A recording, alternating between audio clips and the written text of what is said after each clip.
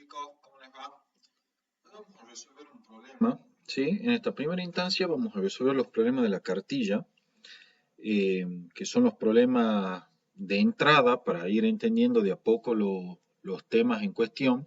Y conforme se aproxime la fecha del parcial, vamos a empezar a resolver problemas de tipo parcial o problemas que invento yo modificando algunos de los parciales para hacerlo un poco más interesante, por así decirlo. Pero por lo pronto, como ustedes recién están comenzando, vamos a tratar de ser ordenados para trabajar y vamos a empezar con los problemas de introducción que son necesarios para que ustedes logren asentar los conceptos antes de pasar a problemas más complejos. Este es un problema de la cartilla del año pasado, ¿sí? Esta es mi carpeta de práctica que yo les resolvía en las pizarras a los chicos que fueron mis alumnos el año pasado, y vamos a trabajar con muchos de estos problemas que la verdad que son interesantes, y además muchos de los problemas de la cartilla se repiten en el parcial. Leamos rápidamente este enunciado. Dice, en un laboratorio de ensayos de materiales se somete a esfuerzo de tracción a una probeta cilíndrica de acero torsionado en frío. Bueno, el acero torsionado en frío, eso es una terminología un poco técnica, ¿sí? Lo que ustedes tienen que entender es que se está sometiendo una probeta, ¿sí? Esa probeta, chicos, la vamos a dibujar bien porque me apareció como si fuese un paralelogramo y en verdad es un cilindro, ¿sí? La probeta,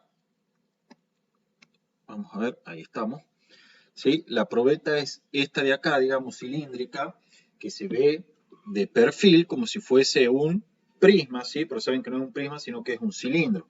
O sea, creo que en sistema de representación ustedes les han enseñado esta nomenclatura, que le dibujan acá la sección, para que quede claro de que tiene sección circular esa probeta, ¿sí? Esa sección circular tiene una cierta área A. Si no la conocen esa notación no hay problema. Lo que se hace es dibujarla de perfil a la probeta y en la misma vista de perfil se dibuja una vista que vendría a ser desde acá. ¿Sí? De manera tal que esa sección circular que se ve ahí es la que yo vería si lo viese a la probeta desde este punto de vista, es decir, desde su punto de vista transversal, porque es cilíndrica, como dice el enunciado. Dice, la probeta tiene las siguientes longitudes, que son 8,00 centímetros, esa es la longitud L0, o sea que esa es la longitud, chicos, cuando esto no se ha todavía deformado, o sea, no se ha hecho que entre a interactuar con otro agente externo que le produzcan deformación a la probeta. Diámetro inicial de 2,500 centímetros, desde luego el diámetro inicial será este así.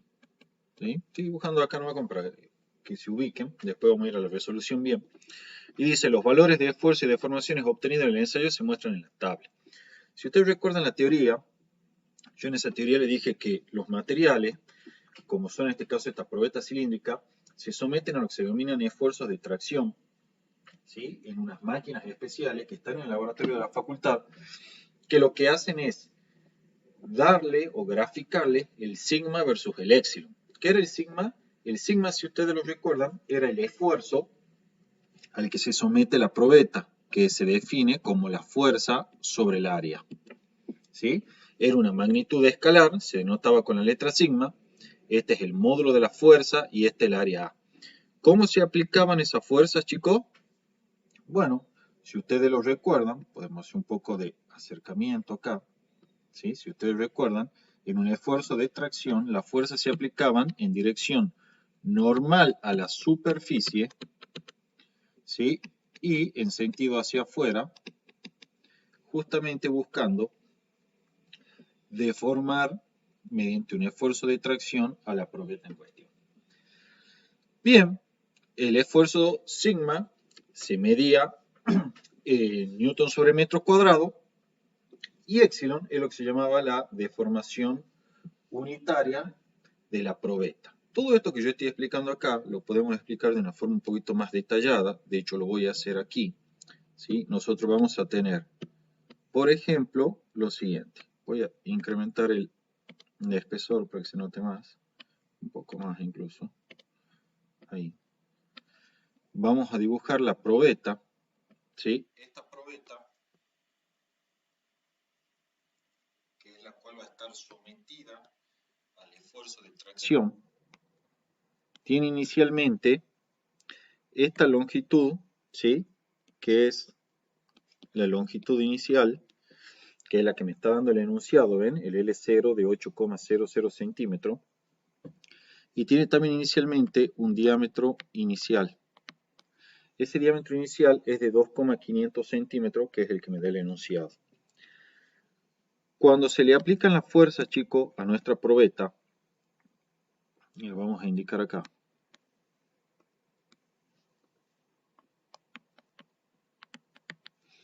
Para someterla al esfuerzo de tracción, recuerden que esta fuerza la aplica una máquina, ¿sí?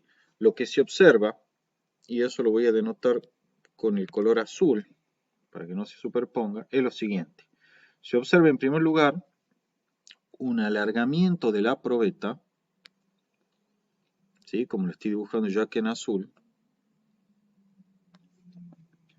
A su vez, que se observa una disminución de su diámetro. O sea, la probeta ahora tiene esta longitud final, que es mayor que la longitud inicial, y tiene un diámetro final, que lo voy a indicar acá, ¿sí? Un diámetro final que es menor que el diámetro inicial. Sin embargo, habíamos dicho que el cambio de volumen era distinto de cero, ¿sí? Esto está en la teoría. Entonces, ¿qué es lo que ocurre, chicos? Tenemos nuestra probeta que está originalmente indicada en verde con la longitud inicial y un diámetro inicial. Se le aplican esfuerzos de tracción y se encuentra que esta probeta adquiere una longitud L final, ¿sí? Y un diámetro D final aquí indicado. Desde luego, en estas condiciones de tracción, la longitud final es mayor que la longitud inicial, pero el diámetro final es menor que el diámetro inicial. Es decir, experimenta un alargamiento de longitud, pero una disminución de su sección. Sin embargo, y eso yo les dije, si le preguntan si hay cambio de volumen, sí hay cambio de volumen. La disminución en la sección no alcanza a compensar el incremento de longitud. Bien, eso es básicamente lo que le va a ocurrir a nuestra probeta cuando la sometamos al esfuerzo de tracción que está describiendo el enunciado.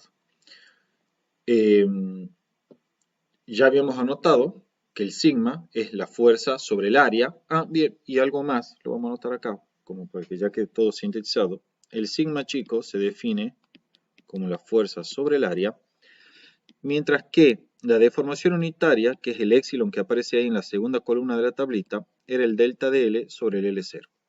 Es decir, lo que se deforma longitudinalmente sobre la longitud inicial. Esto es lo que se denomina deformación unitaria específica o deformación relativa, y es un número adimensional. Ese épsilon es el que aparece acá, chicos, en la segunda columna que estoy marcando con el cursor.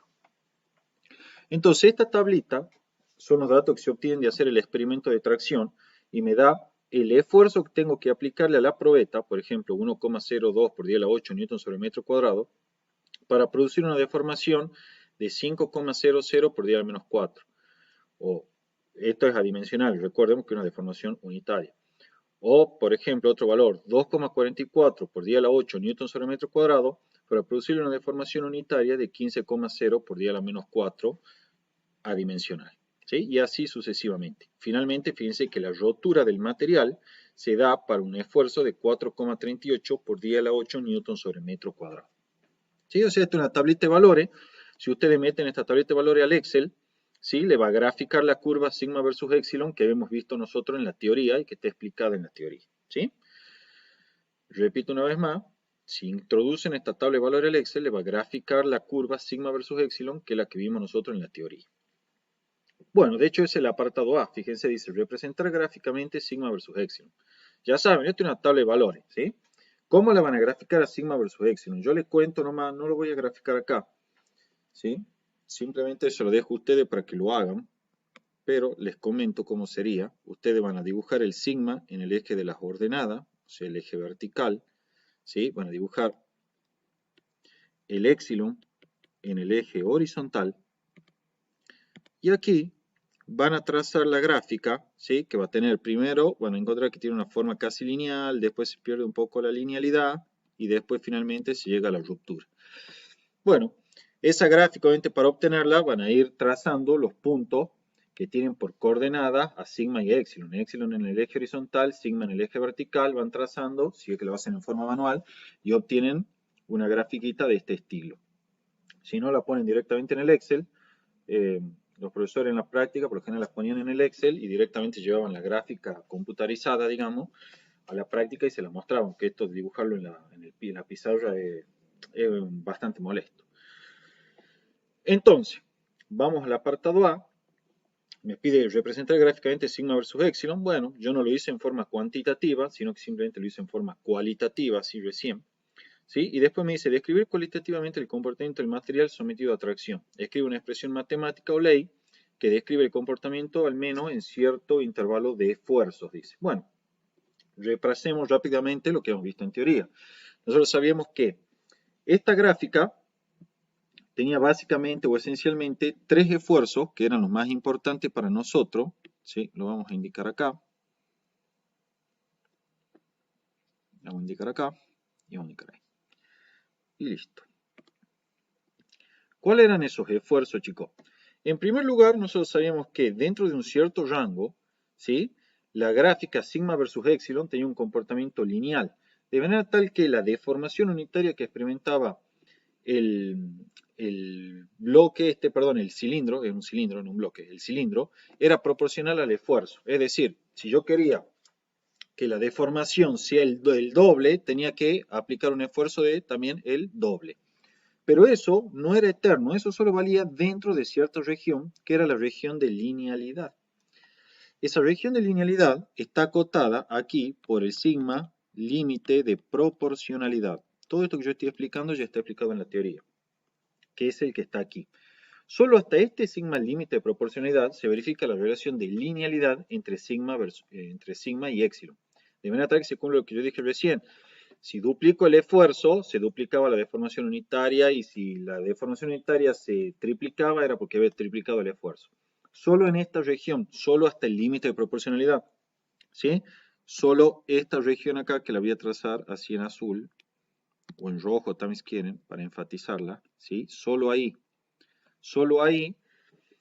tiene validez la región de linealidad, ¿sí? Y el enunciado me pedía que encuentre una expresión matemática que relacione el sigma versus el epsilon, al menos dentro de cierto rango de esfuerzo. Bueno, ese rango de esfuerzo es justamente el que está acá, y la ecuación que los relaciona es la ecuación denominada ley de Hooke, que es de la forma sigma igual a E por epsilon. Donde E, chicos, si esto es el ángulo alfa, E es igual a la tangente de alfa y desde luego es la pendiente de la recta dentro de esta zona de linealidad, ¿sí? Dentro de esta zona de linealidad que estoy marcando aquí con el cursor, ¿sí? Entonces, en síntesis, entre el esfuerzo de valor 0 y el esfuerzo sigma límite de proporcionalidad que se llama, existe una región de linealidad en donde el esfuerzo y la deformación unitaria son proporcionales, ¿sí? Tiene una relación de proporcionalidad. Ahora bien, ¿qué implica eso? Implica que este segmento aquí indicado por el cursor, que es la región de linealidad, puede ser representado matemáticamente por una expresión que es sigma igual a E por epsilon, denominada ley de Hooke. E es lo que se llama módulo de Young, el cual depende del material, ¿sí? Depende del material del módulo de Young, y geométricamente representa la pendiente de la recta correspondiente a la zona de linealidad. Más allá del límite de proporcionalidad, llegamos a una zona, ¿sí? En donde ya el comportamiento no es lineal. Es decir, ya no puedo asegurar que si la deformación se me duplicó, entonces el esfuerzo es el doble. No, ya eso no vale más porque ya perdí la linealidad, ya perdí la proporcionalidad entre el esfuerzo y el epsilon, ¿sí? Entonces, más allá del límite de proporcionalidad, ya no tengo relación de linealidad. Pero entonces, ¿quién es el esfuerzo característico que aparece aquí luego del sigma límite de proporcionalidad? Bueno, ese esfuerzo que aparece ahí es el sigma límite elástico. Lo vamos a marcar ahí, hasta ese punto. ¿Por qué? Porque, chicos, desde el esfuerzo que tiene un valor de 0 hasta el sigma límite elástico, yo verifico la condición de elasticidad. O sea, esto que está acá así, hasta este punto es la zona donde tengo un comportamiento elástico. ¿Qué significa que tengo un comportamiento elástico? Que dentro de esta zona la deformación del material es aún reversible. Eso quiere decir que si yo estoy dentro de este rango que estoy marcando con el cursor, dentro del esfuerzo cero y el esfuerzo del límite elástico, al yo quitar gradualmente la carga sobre la probeta esa cilíndrica que dibujamos al inicio, esta va a ir recuperando su forma original, volviendo por la misma curva, ¿sí?, que dibujamos originalmente. Hasta que cuando lleguemos al esfuerzo cero, la misma va a quedar con una deformación unitaria de cero, lo que implica que recuperó su forma original. ¿Sí? Esa es la característica de la zona elástica. Además, dentro de esa zona actúan fuerzas conservativas, ¿sí? Y la energía en la probeta queda almacenada como energía potencial elástica. ¿Sí? Entonces, dentro de la zona elástica, y por lo tanto hasta el sigma límite elástico inclusive, una vez que yo retire la carga de la probeta va a volver a tomar su forma original conforme voy quitando la carga sobre ella hasta que, para esfuerzo cero, la deformación unitaria es cero y por lo tanto ya no está deformada la probeta. Ahora, ¿qué pasa si yo me voy más allá del límite elástico? Si me voy más allá del límite elástico y, por ejemplo, me voy a este punto de acá, la probeta quedará con una deformación permanente. Esto es, cuando yo empiece a retirar la carga de la probeta, esta probeta no va a volver por el mismo camino por el cual llegó, sino que va a volver por este camino aquí indicado en azul. ¿Sí? Si quieren le ponemos una flechita como para indicar que este es el camino de vuelta. ¿Sí? Y esa probeta quedará con una deformación permanente. Fíjense, aún cuando el esfuerzo ya es cero, la deformación, una vez que he llegado a o he superado la zona elástica, la deformación ya no es cero. Eso quiere decir que ya aún cuando no le estoy traccionando a la probeta, esta igual sigue con una cierta deformación. Esta deformación se llama ajuste permanente, ¿sí? Y lo que me está diciendo es justamente que la probeta ya no puede recuperar su forma original. Una vez que hemos superado el límite elástico, ¿sí?, que es el sigma este del límite elástico, una vez que lo superamos, ya nuestra probeta queda con una deformación permanente, aun cuando ya hayamos quitado absolutamente toda la carga sobre ella. Obviamente, si sigo estirando el material, ¿sí?, lo sigo traccionando, fíjense, voy a llegar a un punto, que es el punto que está aquí indicado, que lo voy a marcar con rojo, que es donde se produce la ruptura del material. ¿Sí? En ese punto se producirá la ruptura del material y finaliza el ensayo de tracción. Bien, eso es básicamente lo que me está pidiendo el enunciado en lo que respecta a su apartado A. ¿Sí? Todo esto, como les dije, también ya está explicado correspondientemente en la teoría. Bien, veamos qué más me dice el apartado ahora B.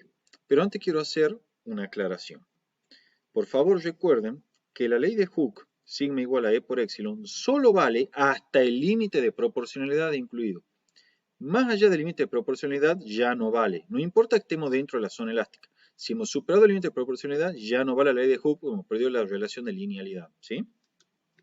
Y para finalizar, algo que recién no dije, es que toda la zona que está aquí es lo que se denomina la zona plástica. ¿Sí? Después de la zona elástica viene la zona plástica, que es donde el cuerpo queda con una deformación permanente aun cuando se retiró todo el esfuerzo sobre él. Vamos al apartado B ahora. El apartado B me pide calcular el módulo de elasticidad, es decir, el módulo de Young del material. Bueno, de nuevo, ¿cómo lo van a hacer eso? Lo pueden hacer en forma digital con la computadora, pero yo voy a explicar el método criollo, digamos, que no requiere tecnología, que ya lo conocen de álgebra, ¿sí? Pero lo vamos a volver a ver. Ustedes van a graficar la curva de sigma versus epsilon, como está aquí, y se van a limitar a trabajar solo con la región de linealidad, es decir, hasta antes de llegar al límite de proporcionalidad incluido. En esa región, la curva es una recta que pasa por el origen, y la pendiente de esta curva, ¿sí?, la pendiente de esta curva, vamos a indicar acá, su pendiente es el módulo de Young. Entonces, ¿qué es lo que van a hacer? Van a tomar dos puntos de esta curva y que tienen que estar dentro de la curva, van a medir el sigma 1, el epsilon 1 y el sigma 2 y el epsilon 2, que son las coordenadas de esos dos puntos respectivamente, y van a aplicar lo que ya saben de álgebra, van a calcular la pendiente, esto va a ser sigma 2 menos sigma 1 sobre epsilon 2 menos epsilon 1. Esa pendiente es luego el módulo de Young y con eso queda calculado el apartado B. Ahora bien, el apartado C me pregunta, ¿con qué fuerza mínima se debe traccionar la probeta para producir su rotura? Bueno, ustedes recuerden lo siguiente. El esfuerzo, ¿sí?, cualquiera sea, se define siempre como el sigma igual a fuerza sobre área. Por lo tanto, en particular, o sea, particularizando, el esfuerzo para el cual se presenta la rotura será la fuerza de rotura sobre el área. ¿Sí? O sea, siempre el esfuerzo es fuerza sobre área, en módulo, ¿no? Porque esto es una magnitud escalar. Y por lo tanto, el esfuerzo de rotura, que es el esfuerzo al cual se presenta la rotura del material, y será la fuerza de rotura sobre el área. Cualquier esfuerzo, el esfuerzo límite de proporcionalidad, el esfuerzo límite elástico, el esfuerzo de rotura, es la fuerza sobre el área. ¿Sí? Solamente que para enfatizar qué es la fuerza para la cual se da la rotura, le pongo el subíndice rotura. ¿Sí? Tan sencillo como eso. Entonces, despejo de acá la fuerza de rotura. Esto va a ser sigma de rotura por el área A. Y acá ocurre algo que yo también lo expliqué en la teoría y lo repito ahora. El esfuerzo de rotura, como cualquier otro esfuerzo, depende exclusivamente del material y no depende ni de la sección ni de la longitud del material. Entonces, ¿qué es lo que vemos acá? El sigma de rotura, para dos probetas de diferente sección, siempre que sean ambas probetas del mismo material, va a ser el mismo. Es decir, el sigma de rotura para dos probetas de distinta sección, pero del mismo material, es el mismo. No importa que las secciones sean distintas. Sin embargo, esta ecuación es clara. Y aquí es donde viene lo del dicho, que el hilo se corta por lo más delgado. La fuerza de rotura, que es la fuerza necesaria para romper el material, es proporcional al área transversal de ese material. ¿Se acuerdan? La probeta de nosotros, ¿cómo era? La dibujamos acá rápidamente. Venía así, así, y tenía una cierta sección acá. Sobre esa sección aplicábamos la fuerza F y la fuerza menos F. ¿Sí? Esta ecuación le está diciendo que mientras menor, vamos a alejar un poquito esto, mientras menor sea el área A, o sea, menor sea la sección A, menor va a ser la fuerza de rotura necesaria justamente para romper el material. ¿Sí? Mientras que, por el contrario, mientras mayor sea el área A, mayor va a ser la fuerza de rotura necesaria para romper el material. Entonces, ustedes no tienen que confundir el esfuerzo de rotura con la fuerza de rotura. El esfuerzo de rotura es el mismo para todas las áreas. Pero la fuerza de rotura sí es proporcional al área. Mientras mayor sea el área, mayor va a ser la fuerza necesaria para romperla. Mientras menor sea el área, menor va a tener que ser la fuerza necesaria para romperla. Entonces, la fuerza de rotura sí depende del área, pero no el esfuerzo de rotura. Reemplazando el sigma de rotura, acuérdense que aparecía ahí en la tablita de valores, era 4,38 por 10 a la 8 newton sobre metro cuadrado, y el área de la circunferencia, del círculo, perdón, es pi por diámetro al cuadrado sobre 4. Con eso ya calculan la fuerza de rotura, que es 2,15 por 10 a la 5 newton. Me preguntan si el resultado ese depende de la longitud del material. Ya vimos que no, solo depende de la sección del material. ¿Sí? Para diferentes secciones se van a tener diferentes fuerzas de rotura. Con eso ya está calculado el apartado C, chicos. Vamos ahora al apartado D. El apartado D me dice, ¿qué trabajo se debe efectuar sobre la probeta del ensayo hasta que el esfuerzo de tracción sea igual a, y me da 2,00 por 10 a la 8 newton sobre metro cuadrado? Luego dice, ¿qué energía potencial elástica tiene la probeta deformada por este esfuerzo? Bien, veamos entonces. Yo les dije a ustedes, ¿sí? Esto está en la teoría, que cuando deformamos una probeta, y siempre que estemos dentro de la zona elástica, todo el trabajo hecho por la fuerza exterior, ¿sí? Que en este caso el trabajo hecho por la máquina que está deformando la probeta, se traduce como energía potencial elástica dentro de la probeta. Es decir, toda la energía que hemos cedido en forma de trabajo, o mejor dicho, que ha cedido la máquina en forma de trabajo a la probeta, queda almacenada como energía potencial elástica. Entonces, en el caso que la probeta inicialmente no haya estado deformada, tenemos que todo el trabajo que está aquí indicado, hecho por la fuerza exterior, es igual a la energía potencial almacenada en la probeta. Esta ecuación yo en la teoría directamente se la di y no se la demostré, se usan integrales para demostrarla. Para el final en todo caso la veremos, ¿sí? Pero para la práctica no es necesario, que de hecho ustedes todavía no saben ni resolver integrales, ¿sí? Entonces, esta U es la energía potencial elástica. Como todo el trabajo hecho por el agente externo queda almacenado con energía potencial elástica, entonces el trabajo hecho por el agente externo será igual a la energía potencial elástica U, ¿sí? En la probeta cuando la deformación es delta de L. Recuerden esta expresión, también la pueden escribir de la forma, esto está en la teoría, un medio de E por A sobre L0 por delta L al cuadrado. Cualquiera de las dos formas es correcta. ¿Sí? Entonces, fíjense que lo que voy a hacer acá, chicos, voy a hacer unos artificios matemáticos. ¿Por qué voy a hacer un artificio matemático? Quiero escribir la energía potencial elástica en términos del esfuerzo sigma, que es lo que me da el enunciado. El enunciado no me da la deformación delta de L, sino que me dice que tiene un esfuerzo sigma aplicado. Entonces, ¿qué hago yo? Trabajemos matemáticamente. Ya sabemos, ya tenemos esta expresión, ¿sí? Que como les dije en la teoría es totalmente equivalente a esto. Entonces, a partir de acá trabajo. Miren, al delta L al cuadrado lo escribo como delta de L por delta de L, como aparece acá. Delta de L por delta de L. Y además, multiplico y divido por L0, ¿sí? Que es la longitud inicial, entonces eso no cambia nada. Entonces, ¿qué consigo con eso? Fíjense, el delta de L sobre L0 que está aquí marcado es el épsilon, ¿sí? Y acá aparece el delta de L sobre L0 de nuevo marcado es también otro épsilon. Entonces, toda esta expresión que está acá, recuerden que el épsilon es una deformación unitaria, que lo vimos en teoría, es igual a un medio de E por A por L0 y por el épsilon al cuadrado, ¿sí? Y ahora si se acuerdan, la ley de Hooke que la enunciamos recién, tenemos que el sigma es igual a E por épsilon. Entonces despejo de aquel épsilon me queda sigma sobre el módulo de Young. Entonces al épsilon cuadrado lo reemplazo por sigma sobre el módulo de Young al cuadrado, porque total, de acuerdo a lo que estamos viendo acá, es lo mismo.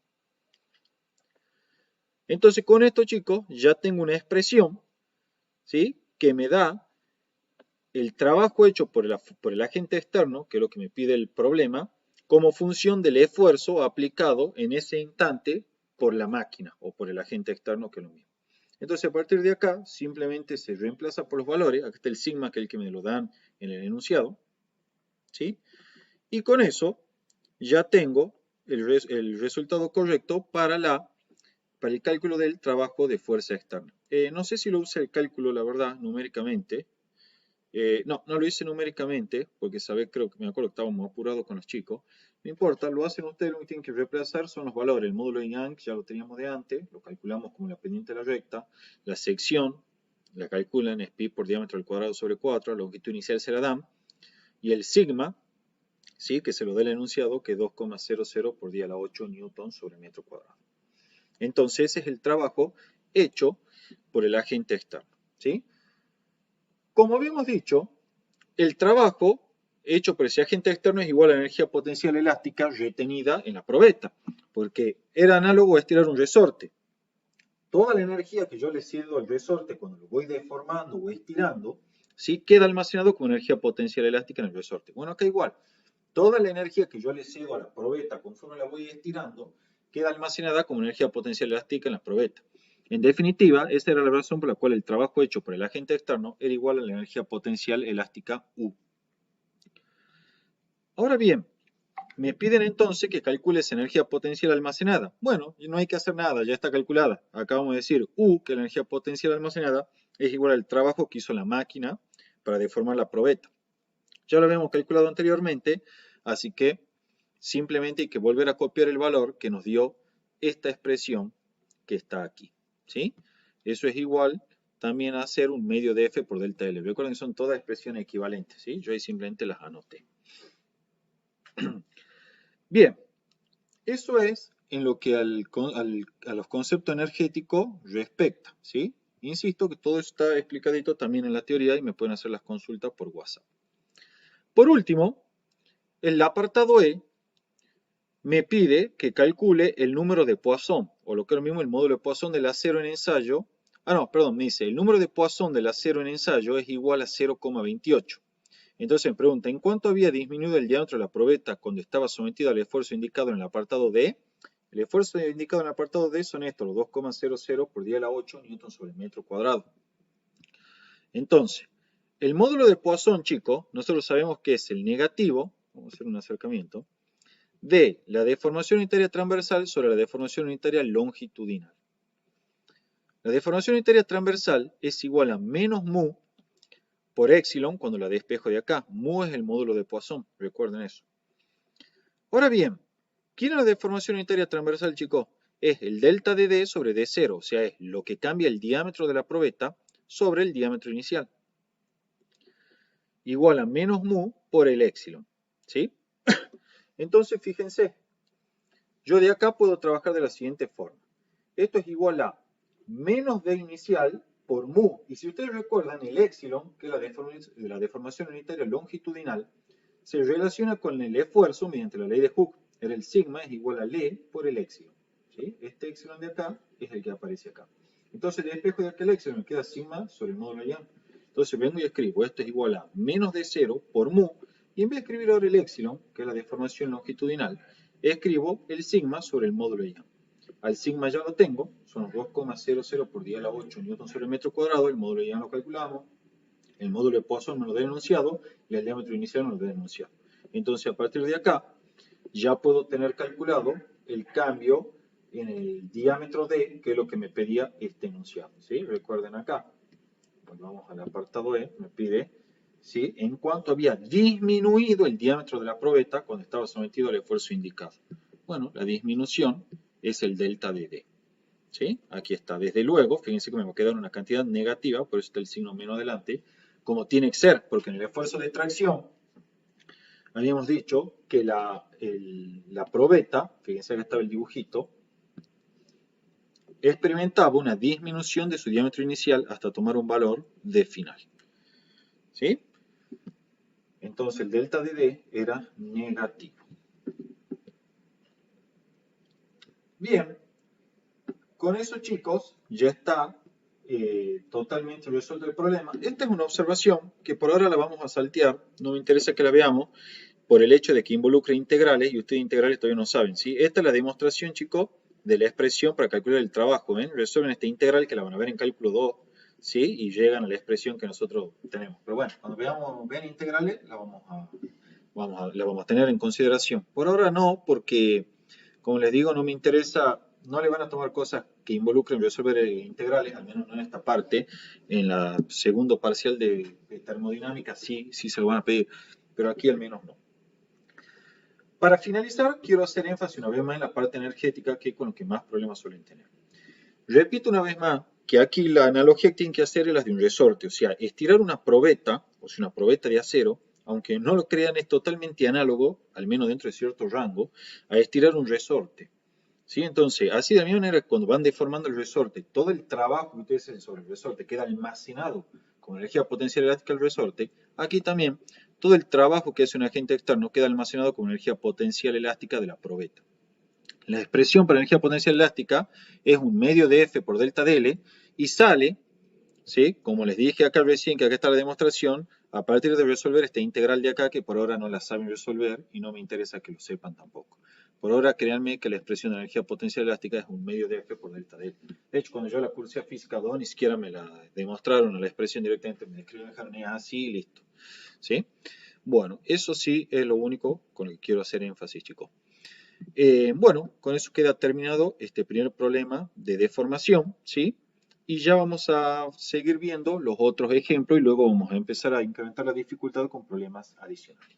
Cualquier duda que tengan, chicos, por favor, me avisan.